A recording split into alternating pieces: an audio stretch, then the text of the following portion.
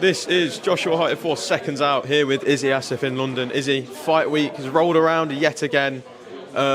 Few dilemmas headed into fight week though. Brad Ray in as Shakan Pitters sadly had to pull out. Been a bit of a chaotic week for yourself? It won't be normal. Without fight week shenanigans, it won't be a normal week. GBM fight weeks are full of dramas, palpitations, heart rate going up, constantly. Listen, it's the game we're in. Of course, I started off on a bit of a mad one. I was celebrating Eid on Monday with my family. I was meant to be celebrating Eid. Sat there on dinner table, enjoying my chicken roast, lamb and rice. Mum makes the best lamb and rice in the world, by the way. I know everybody says that, but my mum really does. So shout out to my mum. Looked after me for a long, long time. So lamb and rice is my favourite dish. And there we were enjoying it, chopping away, and I got the phone call. Shakan Pitters is out. He's in hospital. He's not looking good. Of course, the first thing I'm thinking is, hope he's all right. It's not critical. It's nothing life-threatening. That's the most important thing. That's the paramount. And once I found out he was okay, he was good. He was texting away. He's not in no serious condition. Next was, what do we do? We need to make this fight happen. We need to top of the bill. We need a light heavyweight European title on the card on Friday. Daniel Santos is already booked, trained, ready to go. And we got a cracking opponent. I think a really seriously dangerous opponent for Daniel Santos in Bradley Ray. Just looking at Brad, obviously I asked you the question in the press conference of why Brad Ray, what was it about him, but what other names did you look at to bring in? Did you look at any other domestic names? Yeah, look, we looked at Dan Aziz, obviously Willie Hutchinson. There were other names, but then they've got to be in training. They've got to make sure that promoters are willing to fight on the other card. They've got to make weight. There's a lot of moving parts to this when you're one day away from a check weighing. So that's the important thing. People don't realise it's not just about fighting on Friday. You've got to make the check. For fights on Friday, you've got 3 days to make the 3% check weighing, which was £180. So you've got to get a fighter who's got to make £180, who's going to be eligible for the European title.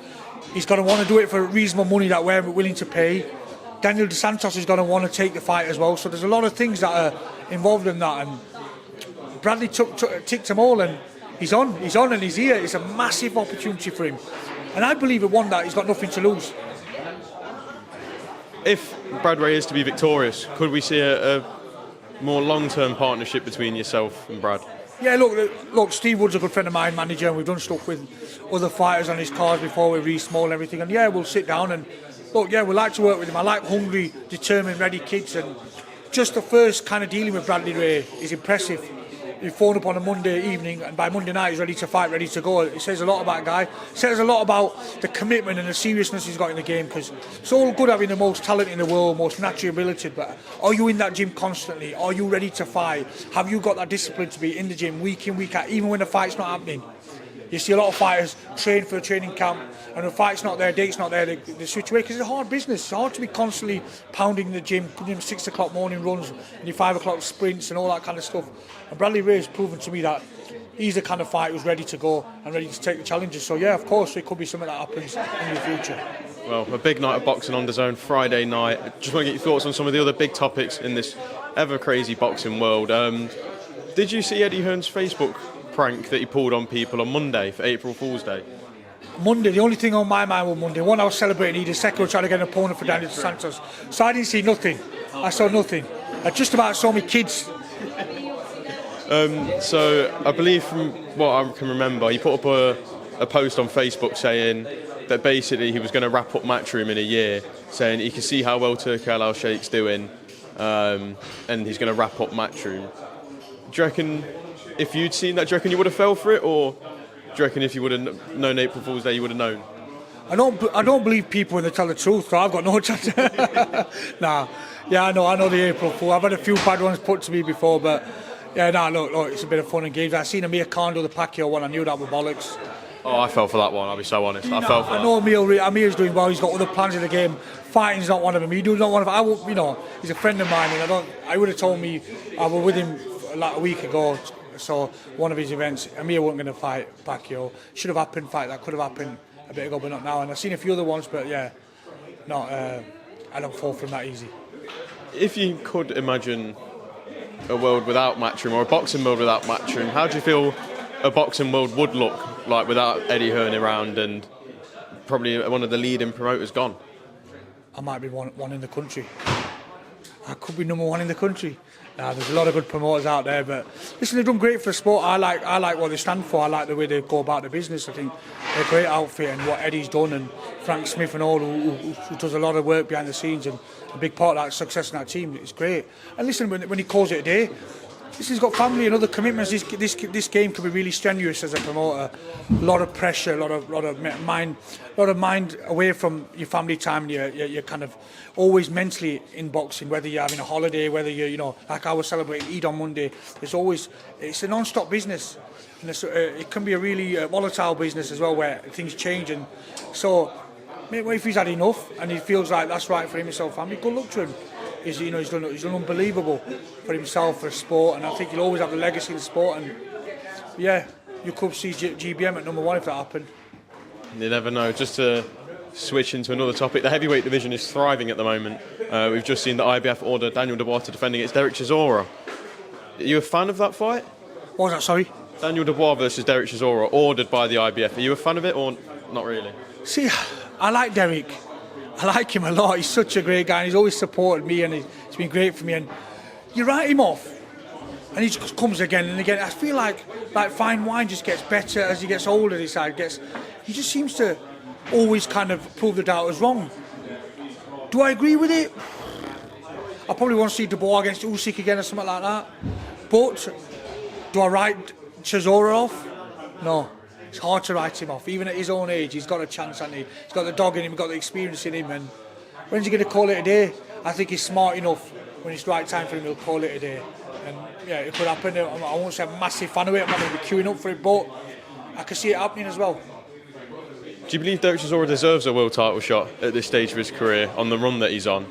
Yeah, look, he keeps winning, doesn't he? Everybody he put in front of him beats him. He's been in the best. He keeps proving people wrong. He does good numbers. He sells it well. He's funny. He's got a lot of likability. And fair enough, listen, it's not always about what ability somebody's at or what stage. It's about the numbers and the commercial sense. That's what a lot of the boxing fights happen. They've got to make commercial sense. And Derek Chisora still draws the numbers in. He gets eyes on him. People are watching him. He's exciting. He's, what's going to happen, what Derek Chisora's going to turn up. He brings the numbers and dramas, and therefore I believe it could possibly happen and does potentially warrant it as well. Deontay Wilder makes his return in June. A lot of split opinion on it. What's your thoughts on Wilder making a comeback? Listen, I don't know if he were in the right place mentally, Wilder. It seemed really, some of the comments I've seen seemed really strange. And I just hope he's right, because that's my worry with fighters. Are they coming back and fighting for the right reasons? Are they mentally in the right place? And there needs to be people around him, not yes men around him. People tell him, right, that's enough now. You've earned well, you've got your faculties in place, just about don't take the risky fights, and that's important. It's not, money's great, but, without health, you don't benefit on anything there. So I question whether he's in the right frame of mind. But look, I'm sure a lot of people around him will be guiding him rightly. Do you feel Deontay Wilder should retire? Do you feel at this stage, and with how much he's already achieved, do you feel he should call it a day instead of trying to go on one last big run? Yeah, because if he's financially secure and he's created a legacy, what are you doing it for? That's what you've got to question yourself as a fighter. If you come back and fight, there's got to be a reason to fight. Either you want to do a financial game or feel like you can achieve more in the game.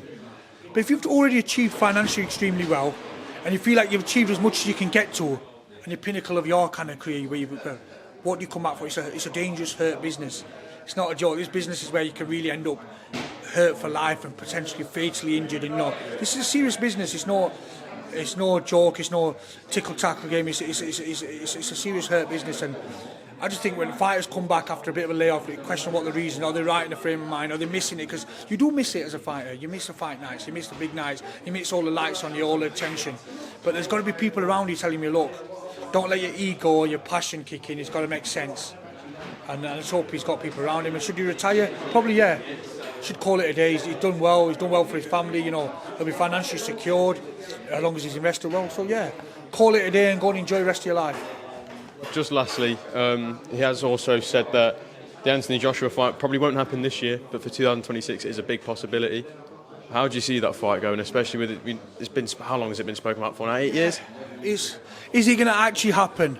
I hope it's not one of them that we all want to happen. They want it to happen, but never actually gets over the line. Which way it goes, it's hard to call. If you asked me a bit ago, I would have said, Fury probably strong favourite, but his inactivity, has he lived a life? Has he been in the gym? Has he been, Josh was quite disciplined. You don't really see him out of shape many times, do you? And is he going to have the favour? It's a close one to call. I don't think there's much in it now. I think it's probably close to 50-50 now, if it happened. But will it happen? I don't know. I thought we'd have news by now. I really believe that we would have seen it in summer of summer of 2025, maybe July, August when the football season's off, or June, July. But that don't look like that's likely to happen. But you never know. Listen, boxing, anything can happen. Izzy, top man, thank you for your time. See you on Friday night.